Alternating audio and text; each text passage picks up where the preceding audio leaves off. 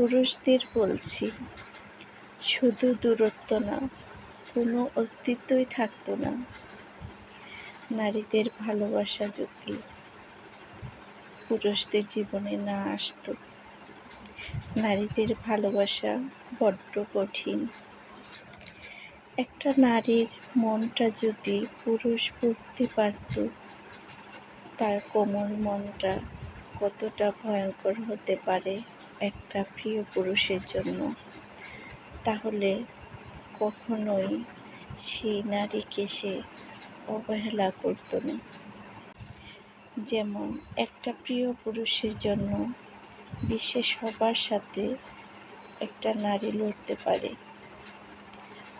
আর তার এক ভাগও বুঝতে পারে না সেই প্রিয় পুরুষটা নারীর ভালোবাসা কতটা বিশাল। দিন শেষে সেই প্রিয় মানুষটার কাছে সে অবহেলিত হয়ে যায়। মেয়েদের জীবনটা ভীষণ অদ্ভুত, তাই না?